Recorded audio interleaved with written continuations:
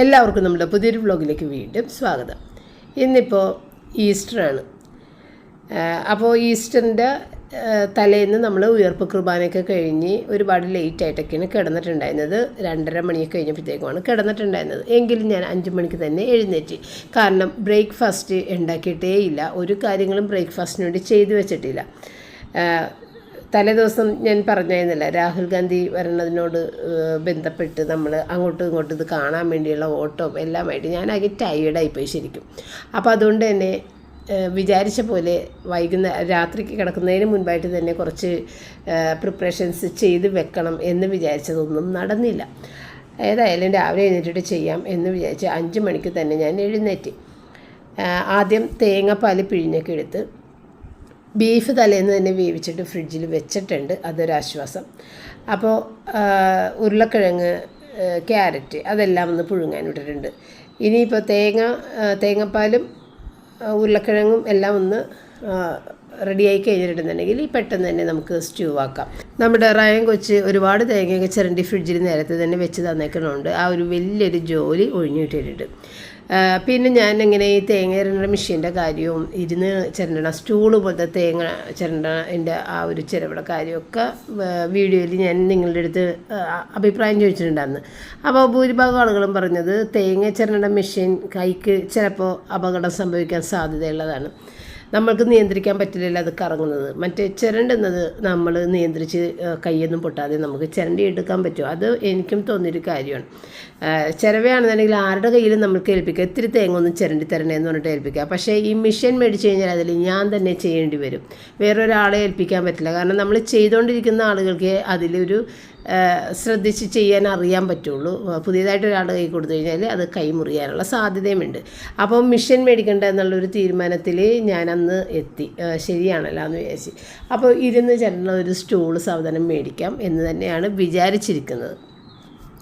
അപ്പോൾ ഇത് ഞാൻ സ്റ്റൂ ഉണ്ടാക്കാൻ വേണ്ടിയിട്ട് ശരിക്കും അത് നെയ്യിൽ വാട്ടറിന് നല്ലത് കേട്ടോ. നെയ്യിട്ട് ചെയ്യുന്നതാണ് ഏറ്റവും നല്ലൊരു ടേസ്റ്റ് കിട്ടുന്നത്. പക്ഷേ ഇവിടെ റയന് നെയ്യുടെ ആ ഒരു രുചി ഇഷ്ടമല്ല, അതുകൊണ്ട് ഞാൻ നെയ്യിട്ടില്ല. ബ്രേക്ക്ഫാസ്റ്റ് അവൻ കഴിക്കൂല, എങ്കിൽ തന്നെയും പിന്നീട് അത് കൊടുക്കുമ്പോൾ നെയ്യുടെ ടേസ്റ്റ് ഉണ്ടെങ്കിൽ അവൻ ഒട്ടും കഴിക്കൂല. അപ്പോൾ അതുകൊണ്ട് ഞാൻ വെളിച്ചെണ്ണയിൽ മുഴുവൻ മസാല പൊട്ടിച്ച് പിന്നെ സവാള മാത്രമാണ് വഴറ്റിയത് കേട്ടോ. നമ്മൾ സവാള, പച്ചമുളക്, ഇഞ്ചി, വെളുത്തുള്ളി എല്ലാം ഇട്ടിട്ടാണ് ഇറച്ചി വേവിച്ചേക്കുന്നത്. അപ്പോൾ ഇറച്ചിക്ക് അതിൻ്റെ എല്ലാ രുചിയുണ്ട്. ഇനിയിപ്പോൾ ഞാൻ വെളുത്തുള്ളിയും ഇഞ്ചിയും ഒന്നും തന്നെ ഇട്ട് വഴറ്റണില്ല കേട്ടോ. അപ്പോൾ ഇത് നല്ല ചൂടിലിരിക്കുന്നതാണ്. എങ്കിലും നമുക്ക് ഇപ്പം അത്യാവശ്യം ആയതുകൊണ്ട് ചൂടോടുകൂടി തന്നെ ഞാനത് പീൽ ചെയ്തെടുത്തതാണ്. അപ്പോൾ അതുപോലെ ഒരു ഫോർക്കിൽ കുത്തിക്കാനുണ്ട്, നമുക്ക് പെട്ടെന്ന് തന്നെ പീൽ ചെയ്തെടുക്കുക കൈ പൊള്ളാതെ. അപ്പോൾ ഇതിനകത്തേക്ക് നമ്മൾ അധികം നെയ്യ് ഉണ്ടായിരുന്നില്ല, നെയ്യെല്ലാം കട്ട് ചെയ്ത് കളഞ്ഞിട്ടാണ് ഞാൻ വേവിച്ചിട്ടുണ്ടായിരുന്നത്. അപ്പോൾ അത്യാവശ്യമുള്ള കുറച്ച് നെയ്യുള്ളു. അത് ഭൂരിഭാഗം നെയ്യും ഞാൻ മാറ്റി ആ കട്ട പിടിച്ചിരിക്കുന്നതൊക്കെ മാറ്റിയിട്ട് തന്നെയാണ് ഇതിനകത്തേക്ക് ഇടുന്നത് കേട്ടോ. എന്നിട്ടത് ആ ഒരു ചൂടിൽ കുറച്ച് നേരം കിടന്നൊന്ന് ചൂടായിട്ട് വെജിറ്റബിൾസ് ഇടാമെന്ന് വിചാരിച്ചു. കാരണം വെജിറ്റബിൾസ് നല്ല രീതിയിൽ വെന്തിരിക്കുന്നുണ്ട്, നല്ല ചൂടായിട്ട് ഇരിക്കുന്നുണ്ട്. അപ്പോൾ ഇത് ഫ്രിഡ്ജിൽ നിന്ന് എടുത്തതല്ലേ, അപ്പോൾ അതുകൊണ്ട് കുറച്ച് നേരമായിട്ടുണ്ട്, എങ്കിലും ഒന്ന് ചെറിയൊരു തണുപ്പുണ്ട്. അപ്പോൾ അത് മാറാൻ വേണ്ടിയിട്ട് അങ്ങനെ ഇട്ടിട്ട് ഒന്ന് ഇളക്കി. അത് കഴിഞ്ഞിട്ടാണ് നമ്മൾ അരിഞ്ഞു വെച്ച പച്ചക്കറികൾ അതിനകത്തേക്ക് ഇട്ടത് കേട്ടോ. ഇനിയിപ്പോൾ നമ്മൾ പാല് പിഴിഞ്ഞോട് വെച്ചിട്ടുണ്ട്. 1-ാം പാല് ഒഴിച്ചിട്ട് ഇത് വേവിക്കണം. പിന്നെ ഇതിനകത്തേക്ക് കശുവണ്ടി വഴറ്റുന്ന സമയത്ത് കശുവണ്ടി മുന്തിരിയൊക്കെ വഴറ്റിയിടുക. എൻ്റെ കയ്യിലുണ്ടെങ്കിലും ഞാൻ ചെയ്തില്ല.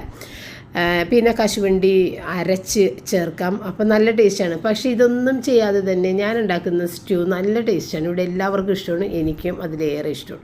അപ്പോൾ കൂടുതൽ എന്തിനാണ് അനാവശ്യമായ സാധനങ്ങൾ അതിനകത്തേക്ക് ചേർക്കേണ്ട കാര്യമില്ല. കശുവണ്ടി എന്നൊക്കെ പറയുമ്പോഴത്തേക്ക് നല്ല ചൂട്, ശരീരത്തിൻ്റെ ഉള്ളിൽ ചൂടായിട്ട് എന്തെങ്കിലുമൊക്കെ പ്രശ്നങ്ങൾ ഉണ്ടാവാനുള്ള സാധ്യതയുണ്ട്. അപ്പോൾ കൂടുതൽ കശുവണ്ടി ഒന്നും അരക്കാതിരിക്കുന്നത് തന്നെയാണ് നല്ലത്. ടേസ്റ്റായിരിക്കും, പക്ഷേ ഇതിൻ്റെ ഈ ഒരു ടേസ്റ്റും മതി, നല്ല ടേസ്റ്റ് തന്നെയാണ്. പിന്നെ ഇത്തിരി കുരുമുളക് പൊടി ഒന്ന് തൂവി കൊടുത്തതാണ് കേട്ടോ. പച്ചമുളകിൻ്റെ എരിവാണ് ഇതിനകത്ത് സാധാരണ. ഇന്നിപ്പോൾ ഇത്തിരി കുരുമുളക് പൊടി കൂടി ഇട്ട് കൊടുത്തിട്ടുണ്ട്. അല്ലാന്നുണ്ടെങ്കിൽ മുഴുവൻ കുരുമുളക് പൊട്ടിക്കും ആ മസാല. ഇതിപ്പോൾ മുഴുവൻ കുരുമുളക് പൊട്ടിക്കാതെ ഇത്തിരി കുരുമുളക് പൊടി ഇട്ട് കൊടുത്ത് പിന്നെ ഇതിൻ്റെ അകത്തേക്ക് നമ്മൾ ഈ കൊഴുപ്പ് കിട്ടാൻ വേണ്ടിയിട്ട് ഒരു ഉരുളക്കിഴങ്ങ് പുഴുങ്ങിയത് ഒന്ന് അരച്ച് അതുകൂടിയിട്ട് അങ്ങോട്ട് ഇട്ട് കഴിയുമ്പോൾ നല്ല കുറുകിയിരിക്കുകയും ചെയ്യും, നല്ലൊരു ടേസ്റ്റും ഉണ്ടാവും. അല്ലെന്നുണ്ടെങ്കിൽ മൈദ ഒന്ന് ചൂടാക്കിയിട്ട് അതിൻ്റെ അകത്തേക്ക് ഈ സാധനങ്ങളെല്ലാം ഇട്ട് അത് കുറുകി വരും. അല്ലെന്നുണ്ടെങ്കിൽ മൈദ വെറുതെ വെള്ളത്തിൽ കലക്കിയിട്ടും ഇടുന്നവരും ഉണ്ട്. അതൊന്നും വലിയ ടേസ്റ്റ് ഉണ്ടാകാൻ സാധ്യതയില്ല. എപ്പോഴും ഈ ഉരുളക്കിഴങ്ങ് അടിച്ചിട്ട് നല്ല ലൂസായിട്ട് ഇട്ട് കഴിഞ്ഞാൽ നല്ലൊരു ടേസ്റ്റാണ്. അപ്പം ഞാനങ്ങനെ ഒരു ഉരുളക്കിഴങ്ങ് മൊത്തത്തിൽ അടിച്ചെടുത്തിട്ട് അത് ഇട്ടിട്ടുണ്ട്. ഇനിയിപ്പോൾ നമ്മൾ ഒന്നാം പാൽ കൂടിയിട്ട് ഒഴിച്ച് കഴിഞ്ഞിട്ടുണ്ടെങ്കിൽ ഇതിൻ്റെ കാര്യങ്ങൾ കഴിഞ്ഞു. അപ്പോൾ ഇതിങ്ങനെ കിടന്നിട്ട് കുറച്ച് നേരം ഒന്ന് മിക്സ് ആ ഒരു മസാലയുമായിട്ടൊക്കെ ഒരു ടേസ്റ്റൊക്കെ വരട്ടെ. അത് കഴിഞ്ഞിട്ട് ഏറ്റവും അവസാനം ഇറക്കുന്നതിന് തൊട്ട് മുൻപായിട്ട് മാത്രം നമുക്ക് ഒന്നാം പാൽ ഒഴിച്ചു കൊടുക്കാം. പിന്നെ കുറച്ച് ബീഫ് ഞാൻ അവിടെ വെച്ചിട്ടുണ്ട്. അപ്പോൾ അത് വെച്ചിട്ട് കട്ട്ലറ്റ് ഉണ്ടാക്കണം. അപ്പോൾ കട്ട്ലറ്റിനും കൂടി ഉള്ള ഉരുളക്കിഴങ്ങ് പുഴുങ്ങിയിട്ട് ഞാൻ വെച്ചിട്ടുണ്ട്. ഇനിയിപ്പോൾ ആ ബീഫ് ഒന്ന് മിക്സിയിലൊന്ന് അടിച്ചെടുത്ത് കഴിഞ്ഞിട്ടുണ്ടെങ്കിൽ പെട്ടെന്ന് തന്നെ താളിച്ച് ഉരുട്ടിയെടുത്താൽ കട്ട്ലറ്റ് റെഡി. അപ്പോൾ എനിക്കാണെങ്കിൽ കട്ട്ലറ്റ് ഭയങ്കര ഇഷ്ടമാണ്. അപ്പോൾ ഇങ്ങനെയുള്ള സമയത്താണ് കട്ട്ലറ്റ് കൂടുതൽ ഉണ്ടാക്കണം, അല്ലാതെ കട്ട്ലറ്റ് അങ്ങനെ ഉണ്ടാക്കാറ് കുറവാണ്. അപ്പോൾ അങ്ങനെ കട്ട്ലറ്റ് ഉണ്ടാക്കാമെന്നുള്ള പ്രതീക്ഷയിൽ നിന്നപ്പോഴാണ് റോജർ പറയണത്, കട്ട്ലറ്റൊന്നും ഉണ്ടാക്കണ്ട മമ്മി, അത് വെറുതെ എണ്ണയിലിട്ട് കൂടുതൽ എണ്ണ ചെല്ലണമല്ലേ ശരീരത്തിലേക്ക്, അതുണ്ടാക്കണ്ടെന്ന്. അപ്പോൾ ഞാൻ വിചാരിച്ച് എന്നേ പിന്നെ ഒരു പണി ചെയ്യാം, അത് വെച്ചിട്ടൊരു കറി തന്നെ ഉണ്ടാക്കാം. പിന്നെയാണെങ്കിൽ ഉച്ചയ്ക്ക് എന്താ ബിരിയാണി കഴിക്കുമോ, തലേദിവസം വെച്ച ബിരിയാണി കഴിക്കുമോ എന്ന് വെച്ചപ്പോൾ ഇല്ല തലേദിവസം വെച്ച ബിരിയാണി കഴിക്കാനുള്ള ഒരു മൂഡില്ല, അത് പിന്നീട് കഴിക്കാം, ഇന്നിപ്പോൾ അത് വേണ്ട. ഒരു പണി ചെയ്യും മമ്മി, ചപ്പാത്തി എന്തെങ്കിലും വെജിറ്റബിൾ കറിയും അത് മതി ഉച്ചക്കെന്നാണ് പറയണത്. ഞാൻ പറഞ്ഞു ഇവിടെ വെജിറ്റബിൾസ് ഒന്നും തന്നെ ഇല്ല, ഞാൻ എന്ത് വെജിറ്റബിൾ കറി ഉണ്ടാക്കാൻ ഒന്നുമില്ല, ഇനിയിപ്പോൾ ഇന്നത്തെ ദിവസം പപ്പരം വിടാനൊന്നും പറ്റുമൊന്നുമില്ല. അപ്പോൾ അതുകൊണ്ട് വെജിറ്റബിൾ കറിയല്ല, ഇപ്പോൾ വേണമെന്നുണ്ടെങ്കിൽ ആ ബീഫ് ഉരുളക്കിഴങ്ങ് കൂടി ഇട്ടിട്ട് കറി വെച്ചിട്ട് ചപ്പാത്തി ഉണ്ടാക്കി തരാമെന്ന് പറഞ്ഞു. അപ്പോൾ ഈ ബീഫ് കറി കൂടിയിട്ട് ചപ്പാത്തി കഴിക്കാനായിട്ട് റോജന് അത്ര വലിയ താല്പര്യമില്ല. റോജന് എന്തെങ്കിലും വെജിറ്റബിൾസ് കറിയുടെ കൂട്ടത്തിൽ എനിക്കൊരു ഐഡിയയും കിട്ടിയില്ല, എന്ത് വെജിറ്റബിൾ കറി ഉണ്ടാക്കണ്ടേന്ന് എനിക്കൊരു ഐഡിയയും കിട്ടിയില്ല. മുട്ടക്കറി എന്തായാലും വേണ്ട. അപ്പോൾ പിന്നെ ബീഫും മേലെ ഉറപ്പിച്ച് എന്നാൽ ശരി ബീഫും ഇത് ചപ്പാത്തിയും കൂടിയിട്ട് കഴിക്കാം. അപ്പോൾ ഇന്ന് രാവിലത്തേക്ക് ഞാൻ പുട്ട് ഉണ്ടാക്കുന്നത് പപ്പേനെ ഉദ്ദേശം മാത്രമാണ് പുട്ട് ഉണ്ടാക്കണേ. എനിക്ക് ഒട്ടും ഇഷ്ടമല്ല പുട്ടും സ്റ്റൂവും കൂടി കഴിക്കണം. എനിക്കെപ്പോഴും വെള്ളയപ്പം സ്റ്റൂവും കൂടി കഴിക്കണതാണ് എനിക്കിഷ്ടം. പക്ഷേ വെള്ളയപ്പം ഉണ്ടാക്കാൻ എനിക്ക് തോന്നിയില്ല, ഒരു മടിയായിരുന്നു. ഒന്നാമത് നമ്മൾ രാത്രിയൊക്കെ ലേറ്റായിട്ട് കിടന്നിട്ട് പിന്നെ രാവിലെ എഴുന്നേറ്റിട്ട് ഉണ്ടാക്കുക എനിക്ക് ബുദ്ധിമുട്ടായിരുന്നു. അതുകൊണ്ട് ഞാൻ വിചാരിച്ച് ബ്രെഡ് മേടിപ്പിക്കുക. ബ്രെഡ് എനിക്ക് ഇഷ്ടമല്ല കഴിക്കണത്. ബ്രെഡ് ഇഷ്ടമല്ലാത്തതല്ല, ബ്രെഡ് കഴിച്ച് കഴിഞ്ഞിട്ടുണ്ടെങ്കിൽ അതും എനിക്ക് ഇത്തിരി പ്രശ്നം ഉണ്ടാക്കുന്ന സംഭവം. ഇതുകൊണ്ട് ബ്രെഡ് കഴിക്കണത് ഞാൻ അധികം കഴിക്കില്ല. പക്ഷേ ഇന്ന് എന്ത് തന്നെ ആയാലും ബ്രെഡും സ്റ്റൂവും കൂടി കഴിക്കുക, വെള്ളയപ്പം ഇല്ലാത്ത സ്ഥിതിക്ക്. പുട്ട് എന്തായാലും എനിക്ക് എടുക്കാൻ പറ്റില്ല. അപ്പോൾ 7ൻ്റെ കുർബാനയ്ക്കല്ലേ പോയത്. അപ്പോൾ 7ൻ്റെ കുർബാന കഴിഞ്ഞ് 7 മണിക്കുള്ള കുർബാന കേട്ടോ. 7 മണിക്കുള്ള കുർബാന കഴിഞ്ഞ് വന്നു കഴിഞ്ഞപ്പോഴത്തേക്ക് ഞാൻ പോയപ്പോൾ പറഞ്ഞു വിട്ടിട്ടുണ്ടായിരുന്നു 2 ബേക്കറി ബ്രെഡ് മേടിച്ചിട്ട് തന്നെയാണ്. അപ്പോൾ ബേക്കറി ബ്രെഡാണ് മേടിച്ചേക്കുന്നത് കേട്ടോ, ബ്രാൻഡഡ് അല്ലാത്തത്. അത് നല്ല ടേസ്റ്റാണ്. എപ്പോഴും നമ്മൾ ബ്രാൻഡഡ് ബ്രെഡാണ് കൂടുതൽ ഉപയോഗിക്കണമല്ല. അപ്പോൾ ഇങ്ങനെയുള്ള സന്ദർഭത്തിൽ ഈ ബേക്കറി ബ്രെഡ് മേടിക്കും. അപ്പോൾ അങ്ങനെ ബ്രെഡ് 2 മേടിച്ച് വെച്ചിട്ടുണ്ട്. പിന്നെ പപ്പയാണെന്നുണ്ടെങ്കിൽ പുട്ട് സ്റ്റൂ എന്ന് പറഞ്ഞു കഴിഞ്ഞാൽ അത്രയും പപ്പ ഇഷ്ടപ്പെടുന്ന ഒരു ഭക്ഷണമാണ്. അതുകൊണ്ട് ഞാനിവിടെ കുറേ അധികം പുട്ടൊക്കെ ഉണ്ടാക്കി വെച്ചിട്ടുണ്ട്, ആവശ്യത്തിന് പപ്പ അങ്ങോട്ട് കഴിച്ചു എന്ന് പറഞ്ഞിട്ട്. അങ്ങനെ പപ്പയാണെന്നുണ്ടെങ്കിലും ഈ ബ്രേക്ക്ഫാസ്റ്റ് സ്റ്റ്യൂവും പുട്ടുവാണെന്നുണ്ടെങ്കിൽ അത് മാക്സിമം കഴിക്കാൻ പറ്റുന്ന അത്രയും കഴിക്കും. പിന്നെ ഉച്ചക്ക് കഴിക്കൂല, ഫുഡ് രാത്രിയേ കഴിക്കുള്ളൂ. പപ്പക്ക് അത്ര ഇഷ്ടമാണ്. അപ്പോൾ ഞാൻ അതെല്ലാം ബാക്കി ഉണ്ടാക്കിയതും എല്ലാം കൊണ്ടുവന്നിട്ട് വെച്ച് കൊടുത്തിട്ടുണ്ട്. എന്നിട്ട് അപ്പോൾ പപ്പ ആവശ്യത്തിനൊക്കെ കഴിച്ച് കഴിഞ്ഞിട്ട് ബാക്കി കുറച്ച് ഒരു 1.5 കണ പുട്ടുണ്ട്. പിന്നെ ഞാൻ പപ്പടൊപ്പം തന്നെ ഇരുന്നിട്ട് ഞാൻ ബ്രെഡും സ്റ്റൂവും കഴിച്ച് ഞാനും നല്ല രീതിയിൽ കഴിച്ച്, നല്ല ടേസ്റ്റായിരുന്നു.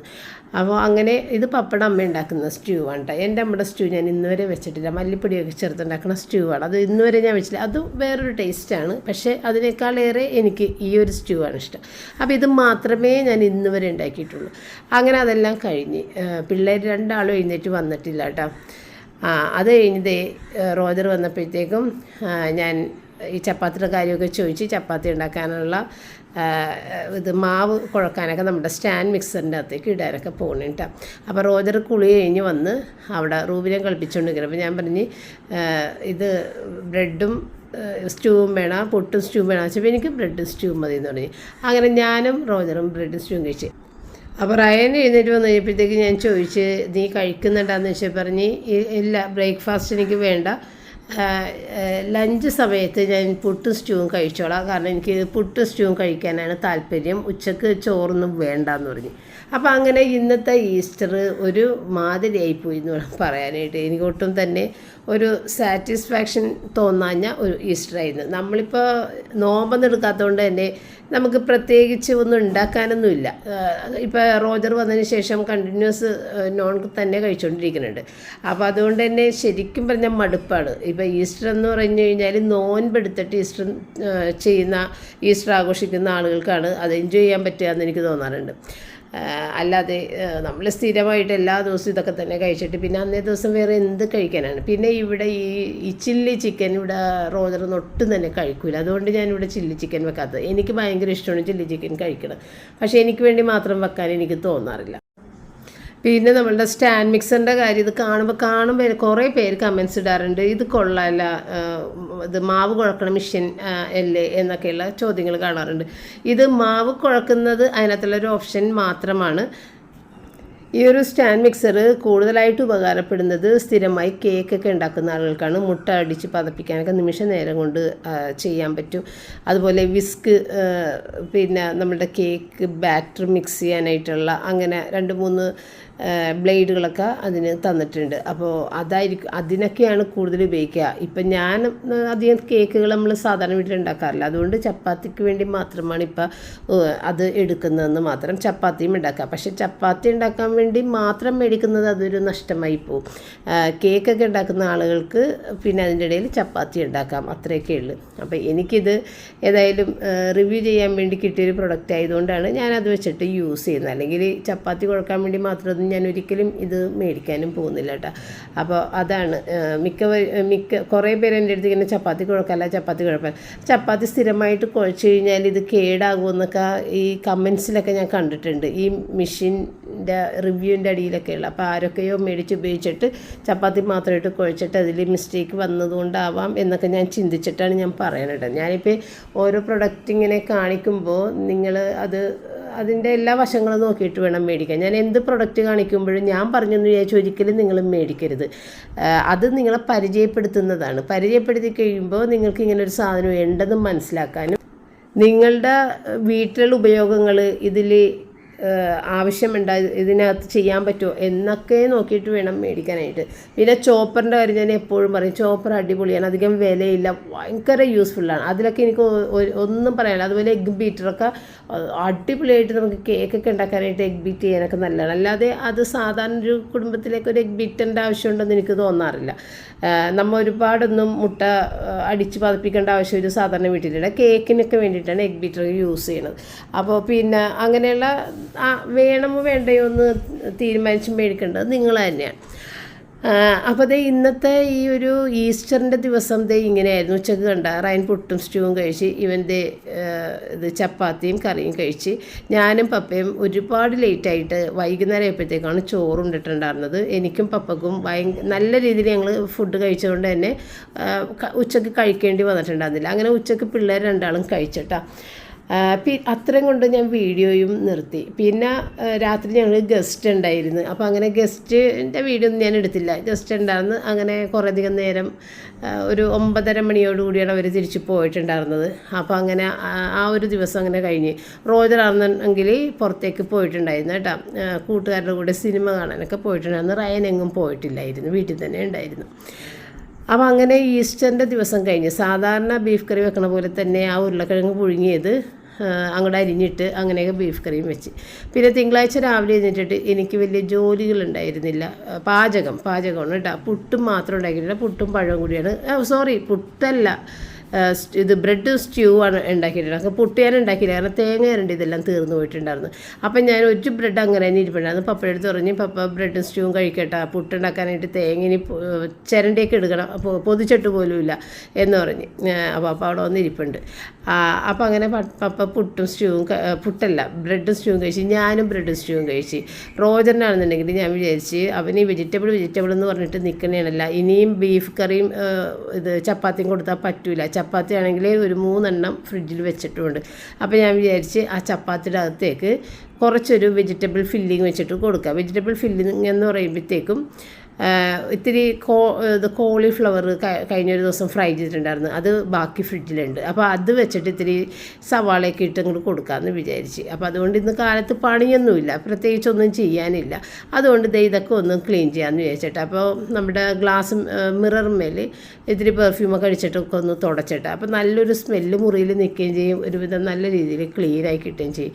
പിന്നെ ഇതിൻ്റെ ബാക്കിൽ കുറച്ച് വേണ്ടാത്ത സാധനങ്ങളൊക്കെ ഉള്ളതൊക്കെ എടുത്ത് മാറ്റി ഇടയ്ക്കിടയ്ക്ക് നമ്മളൊന്ന് നോക്കണം. കുറേ നാളുകളായിട്ട് ഉപയോഗിക്കാതെ വെച്ചിട്ടുണ്ടെന്നുണ്ടെങ്കിൽ അതൊക്കെ എടുത്ത് കളയുക.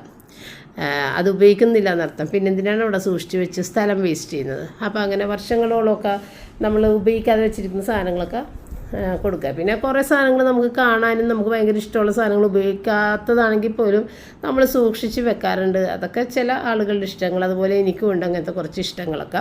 അങ്ങനെയുള്ള ചില സാധനങ്ങൾ, ഡ്രസ്സുകൾ ഞാൻ ഇട്ടില്ലെങ്കിൽ പോലും കൊടുക്കാത്ത വെക്കുന്ന കുറേ സാധനങ്ങളുണ്ട്.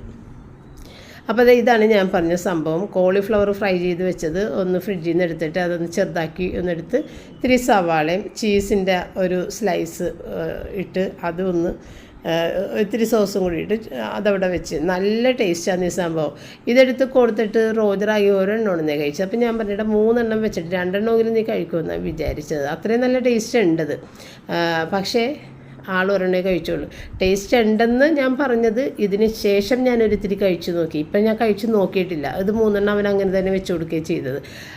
അപ്പോൾ റയൻ്റെ അടുത്ത് ഞാൻ പറഞ്ഞിട്ടുണ്ടായിരുന്നു, എടാ ഇത് നല്ല ടേസ്റ്റുള്ളൊരു സംഭവമാണ്, നീ വേണമെങ്കിൽ ഇത് കഴിച്ചോണ്ട. റോജർ 2 കഴിച്ചോളൂ. അങ്ങനെ ഞാൻ റയന് കൊടുക്കാൻ വേണ്ടിയിട്ട് എടുത്തപ്പോഴാണ് അതൊന്ന് നടുവേ കട്ട് ചെയ്തിട്ട് ഒരു പീസ് വെറുതെ ഒന്ന് കഴിച്ചു നോക്കി. ഒരു പീസ് കട്ട് ചെയ്ത ആ 2 പീസിൽ ഒരു പീസ് ഫുള്ള് ഞാൻ കഴിച്ചു. അത്രയും ടേസ്റ്റായിരുന്നു. പിന്നെ റയനത് കഴിക്കാമെന്ന് പറഞ്ഞുകൊണ്ട് ബാക്കി റയന് കൊടുത്തിട്ടാണ്. അപ്പോൾ ഇന്നത്തെ രാവിലത്തെ കാര്യങ്ങളൊക്കെ അതായിരുന്നു.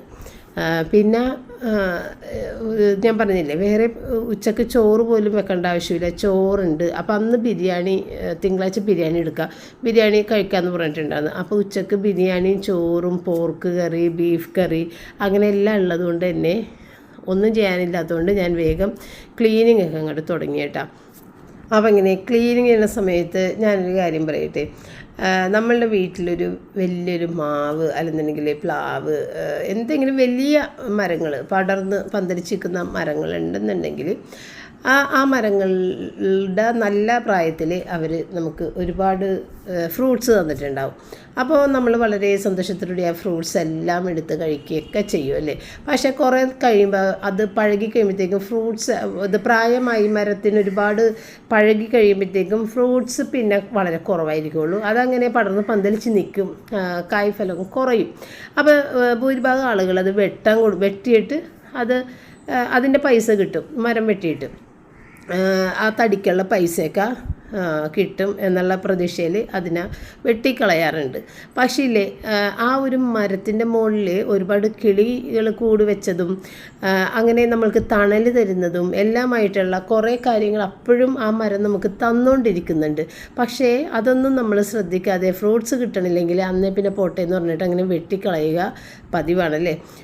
ഞങ്ങളുടെയൊക്കെ വീട്ടിൽ നിന്നൊക്കെ അങ്ങനെ വെട്ടിക്കളഞ്ഞിട്ടുണ്ട്, പപ്പയുടെയൊക്കെ വീട്ടിൽ നിന്നൊക്കെ. അപ്പോൾ ആ മരത്തിൻ്റെ മുകളിൽ കൂട് വെച്ചിരിക്കുന്ന കഷ്ടപ്പെട്ടുണ്ടാക്കിയ കൂട് നശിച്ചു പോകും.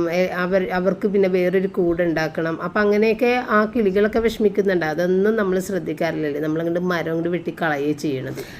അപ്പോൾ ഇത് നമ്മളുടെ പ്രകൃതിയിലെ ഒരു കാര്യമാണെങ്കിൽ മനുഷ്യരുടെ ജീവിതത്തിലൊരു കാര്യവും ഇത് തന്നെയാണല്ലേ. നല്ല പ്രായത്തിൽ ജോലിയെടുത്ത് എല്ലാ കാര്യങ്ങളും നോക്കി 1 രൂപ പോലും സ്വന്തം ഇല്ലാത്ത അവസ്ഥയിൽ എല്ലാം മക്കൾക്കായിട്ടും ഭാര്യക്കായിട്ടും ഒക്കെ ആക്കി കൊടുത്തു കഴിഞ്ഞിട്ട് അവസാനം കയ്യിലൊന്നുമില്ലാത്ത അവസ്ഥയിൽ ആ ഒരു ആളെ തള്ളിക്കളയുന്ന ഒരുപാട് ഫാമിലിനെ നമ്മൾ കാണാറുണ്ടല്ലേ.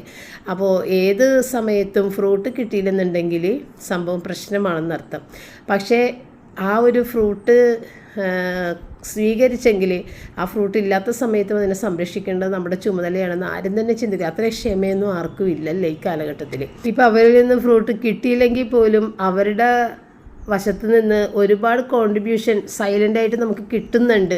അത് അവരില്ലാതെ ആകുമ്പോൾ മാത്രം അറിയുന്നൊരു കാര്യമാണ് ആ ഒരു ശൂന്യത. അത്രയും നാളും അവർ അവിടെ നമുക്ക് വേണ്ടാത്തൊരു വസ്തുവായിട്ട് തോന്നും. പക്ഷേ അവരില്ലാതെ കഴിയുമ്പോൾ ആ ഒരു ശൂന്യത നമ്മളെ വല്ലാതെ വിഷമിപ്പിക്കാറുണ്ട്. നിങ്ങൾക്ക് ഇതുപോലുള്ള അനുഭവങ്ങളും അല്ലെങ്കിൽ പരിചയത്തിലുള്ള ആളുകളിൽ ഇങ്ങനെയുള്ള അനുഭവങ്ങളൊക്കെ കണ്ടിട്ടുണ്ടാകാം. അപ്പോൾ ഇന്ന് പപ്പ ഇത്തിരി ഫ്രൂട്ട്സ് മേടിച്ചുകൊണ്ട് വന്നതാണ്. ഞാൻ പറഞ്ഞു വിട്ടതാണ് റോജറിന് ജിമ്മിലൊക്കെ പോകുമ്പോൾ എന്തെങ്കിലും ഫ്രൂട്ട്സ് കഴിച്ചിട്ട് വരുമ്പോഴും അതുപോലെ തന്നെ ഒരു ജ്യൂസ് അങ്ങനെയൊക്കെയാണ്. അപ്പോൾ അതുകൊണ്ട് ഫ്രൂട്ട്സ് മേടിക്കാൻ പറഞ്ഞു വിട്ടണം. അപ്പോൾ പപ്പ ആപ്പിൾ വേണമെന്ന് ചോദിച്ചോണ്ട് ഞാൻ പിന്നെ ആപ്പിൾ വേണ്ട, അവൻ ആപ്പിൾ ലവറല്ല, അത് റയനാണ് ആപ്പിളൊക്കെ ഇഷ്ടം. ഇപ്പോൾ അവന് വേണ്ടിയിട്ട് അന്ന് 4 ആപ്പിൾ 320 രൂപയൊക്കെ മേടിച്ചിട്ട് വന്നത്, അത് റയൻ തന്നെയാണ് കഴിച്ചത്, അവന് വേണ്ടായിരുന്നു. അപ്പോൾ അതുകൊണ്ട് ആപ്പിൾ വേണ്ട എന്ന് പറഞ്ഞു. അപ്പോൾ കുമ്മട്ടിക്ക ഓക്കെ, പപ്പായ ഓക്കെ, പിന്നെ ഏത്തപ്പഴം അത് പിന്നെ നമുക്ക് സ്ഥിരമായിട്ട് നമ്മൾ വാങ്ങിക്കുന്നതാണ്. അപ്പം ഞാൻ ഇത് ചക്ക അത് പപ്പയുടെ ഇഷ്ടത്തിന് പപ്പ മേടിച്ചുകൊണ്ട് വന്നതാണ് കേട്ടോ. പപ്പയുടെ ഇഷ്ടമുള്ളൊരു സാധനം കാണുമ്പോൾ പപ്പ മേടിക്കും. പക്ഷേ നമ്മളുടെ ഇഷ്ടങ്ങൾ എന്താണെന്നൊന്നും പപ്പക്ക് അറിയാനൊന്നും പാടില്ല. അപ്പോൾ അങ്ങനെ പപ്പയുടെ ഇഷ്ടത്തിനുള്ള ഒരു സംഭവമാണ് ചക്ക കൊണ്ടുവന്ന്, നല്ല വരിക്ക ചക്കയായിരുന്നു കേട്ടോ. അപ്പോൾ പപ്പ അത് കൊണ്ടുവന്ന് വെച്ചിട്ട് പുറത്തേക്ക് വേറെ ഒരു ആവശ്യത്തിന് പോയി. ആ നേരത്തിന് ഞാനതെല്ലാം ക്ലീൻ ചെയ്തൊക്കെ എടുത്ത് വെച്ചു. കാരണം എനിക്ക് വേറെ പണിയില്ലാഞ്ഞുകൊണ്ടാണ് അത് ക്ലീൻ ചെയ്യുക. അല്ലെന്നുണ്ടെങ്കിൽ അത് പപ്പ തന്നെ ക്ലീൻ ചെയ്യും. ഇവിടെ ആരും തന്നെ ചക്ക അങ്ങനെ കഴിക്കൂല, പേരിനൊന്നോ ഒന്ന് ടേസ്റ്റ് ചെയ്യുമെന്നേ ഉള്ളൂ. പപ്പയാണ് ചക്ക കഴിക്കാൻ ഇഷ്ടപ്പെടുന്ന ആൾ. അപ്പം ഞാനങ്ങനെ ചക്ക ക്ലീൻ ചെയ്ത് റയനെ വിളിച്ചിട്ട് ഈ കുമ്മട്ടിക്കയും കൂടി ഒന്ന് കട്ട് ചെയ്ത് വെക്കാൻ പറഞ്ഞു. അങ്ങനെ റയൻ അതൊക്കെ കട്ട് ചെയ്ത് പകുതി ഞാൻ ഫ്രിഡ്ജിലേക്കും വെച്ച് കുമ്മട്ടിക്ക. പിന്നെ ഇനി പപ്പായയും കൂടി ഒന്ന് കട്ട് ചെയ്ത് വെക്കണം. അപ്പോൾ അത് കട്ട് ചെയ്തൊക്കെ വെച്ചാലേ റോജറിന് പെട്ടെന്ന് എടുത്ത് കൊടുക്കാൻ പറ്റുള്ളൂ. അല്ലെന്നുണ്ടെങ്കിൽ നിൽക്കട്ടെ ഞാനിതൊന്ന് കട്ട് ചെയ്ത് തരാമെന്ന് പറഞ്ഞു കഴിഞ്ഞാൽ അവനവൻ്റെ വഴിക്ക് പോകും. അവനാ കറക്റ്റ് സമയത്തൊക്കെ ഇരിക്കുള്ളൂ പോകാനായിട്ടൊക്കെ ഇറങ്ങി വന്നെ. അപ്പോൾ ഞാനൊരിത്തിരി ചക്കയും ഈ കുമ്മട്ടിക്കയും കൂടി റോജറിന് കൊണ്ടു കൊടുക്കാമെന്ന് പറഞ്ഞിട്ട് റയൻ്റെ കയ്യിൽ കൊടുത്ത് വിട്ടണം. അവൻ ചക്ക കഴിക്കുവാന്നറിയാൻ പാടില്ല, എങ്കിലും കൊടുത്ത് നോക്ക്. പക്ഷെ അവൻ കഴിച്ചിട്ടുണ്ടായിരുന്നു, പിന്നെ വേണ്ടാന്ന് പറഞ്ഞ് കൊടുത്തത് കഴിച്ച്. അപ്പോൾ ഇനി വേണമെന്ന് വെച്ചപ്പോൾ വേണ്ട. പിന്നെ ബാക്കിയുള്ള ചക്ക വൈകുന്നേരം വരെ വെച്ചിട്ട് പപ്പ തന്നെ കഴിച്ച് തീർത്തിട്ടാണ്. നല്ല ടേസ്റ്റുള്ള ചക്കയായിരുന്നു. പക്ഷേ എനിക്കെന്തോ ചക്ക കഴിക്കണം, നല്ല ടേസ്റ്റാണ്, എനിക്കിഷ്ടമൊക്കെയാണ്. പക്ഷേ എനിക്ക് ചക്കയൊന്നും കഴിക്കണം ഇഷ്ടമല്ല. നമ്മൾ ടോയ്ലറ്റിലൊക്കെ പോകുമ്പോൾ ചക്കയുടെ സ്മെല്ലൊക്കെ വരുന്നത് എനിക്ക് ഒട്ടും ഇഷ്ടം, എനിക്കത് വല്ലാത്തൊരു ബുദ്ധിമുട്ടാണ്. അപ്പോൾ അതുകൊണ്ട് തന്നെ ഞാൻ അങ്ങനെ ചക്ക കഴിക്കാറില്ല. എനിക്കിഷ്ടമല്ല അങ്ങനെ കഴിക്കണത്. പിന്നെ അത് അവിടെ കുരുവെല്ലാം എടുത്ത് ആ കുരുവെല്ലാം കഴുകി വെയിലത്ത് ഉണക്കാനൊക്കെ വെച്ചിട്ടാണ്. പിന്നെ പപ്പായയും കട്ട് ചെയ്ത് അതെല്ലാം എടുത്ത് വെച്ച് അങ്ങനെ ഫ്രൂട്ട്സിൻ്റെ കാര്യങ്ങളൊക്കെ കഴിഞ്ഞ് പിന്നെ ഇനി തുണി വിരിക്കാനുള്ളതും മടക്കാനുള്ളതും ഒക്കെ ഉണ്ട്, അതുമൊക്കെ ഒന്ന് ചെയ്യണം. പിന്നെ വൈകുന്നേരം നമ്മളുടെ യൂണിറ്റിൻ്റെ ഒരു എക്സിക്യൂട്ടീവ് മീറ്റിംഗ് നമ്മുടെ വീട്ടിൽ വെച്ചിട്ടുണ്ട്. അപ്പോൾ അതിന് കുറച്ച് പേര് വരും. അതിന് ചായ സൽക്കാരങ്ങളൊന്നും വേണ്ട, എന്തെങ്കിലും നമ്മൾ താല്പര്യം ഉണ്ടെന്നുണ്ടെങ്കിൽ മാത്രം എന്തെങ്കിലും ഒരു ഇത്തിരി കട്ടൻ ചായ അങ്ങനെ എന്തെങ്കിലും കൊടുത്താൽ മതി. പക്ഷേ ഈ ചൂട് സമയത്ത് ഇനി കട്ടൻ ചായ എങ്ങനെ കൊടുക്കാമെന്ന് വിചാരിച്ചിട്ട് ഞാനൊരു കൊക്കക്കോളയെന്ന് വിചാരിച്ച് ഓർഡർ ചെയ്തതാണ്. പക്ഷേ തംസപ്പ് ആയിരുന്നു, ശ്രദ്ധിച്ചില്ല. അപ്പോൾ പിള്ളേർ പറഞ്ഞത് മമ്മി പേര് നോക്കില്ല, കളർ മാത്രം നോക്കിയാണ് മേടിച്ചത് എന്നൊക്കെ എൻ്റെ അടുത്ത് പറഞ്ഞായിരുന്നു. അപ്പോൾ അത് മേടിച്ച് പിന്നെ അതിൻ്റെ കൂട്ടത്തിലൊരു ബർഗർ ബണ്ണും വെറുതെ ഒരു പാക്കറ്റ് പാലൊക്കെ അങ്ങനെ മേടിച്ച്. അപ്പോൾ ബർഗർ ബണ്ണ് ഇങ്ങനെ എന്തോ അതിൻ്റെ മീതയിൽ വെച്ച് അമർത്തിയിട്ട് അതെല്ലാം കൂടി താഴ്ന്ന് ഒട്ടും പൊക്കമില്ലാതെ ഇങ്ങനെ അമർന്നിരിക്കണേന് കേട്ടോ. അതെനിക്ക് ഒട്ടും ഇഷ്ടപ്പെട്ടില്ല. അതെന്താ അവരങ്ങനെ ആക്കിക്കളഞ്ഞെന്ന് ഞാൻ വിചാരിച്ചിട്ടാണ്. അങ്ങനെ മീറ്റിംഗ് കഴിഞ്ഞ് എല്ലാവരും പോയി. റോജറപ്പം ജിമ്മിൽ പോയിട്ട് തിരിച്ചു വന്നാണ് കേട്ടോ. എൻ്റെ നടപ്പിപ്പോൾ കുറേയധികം ദിവസമായിട്ട് മുടങ്ങിയിരിക്കുന്നതാണ്, പള്ളിയിൽ പോക്കും. അപ്പോൾ ഈ തിങ്കളാഴ്ച മുതൽ തുടങ്ങാമെന്ന് ചോദിച്ചപ്പോൾ തിങ്കളാഴ്ച ഇങ്ങനെ മീറ്റിങ്ങും വെച്ച്. അപ്പോൾ ഇനി ചൊവ്വാഴ്ച മുതൽ വേണം നടക്കാൻ തുടങ്ങാൻ വേണ്ടിയിട്ട്. അപ്പോൾ ഇത്ര ഉണ്ടാകുന്നുള്ളൂ. വീഡിയോ വൈൻഡപ്പ് ചെയ്യുന്നത്. ഇനി നമ്മൾക്ക് നാളെ വീണ്ടും കാണാം. താങ്ക്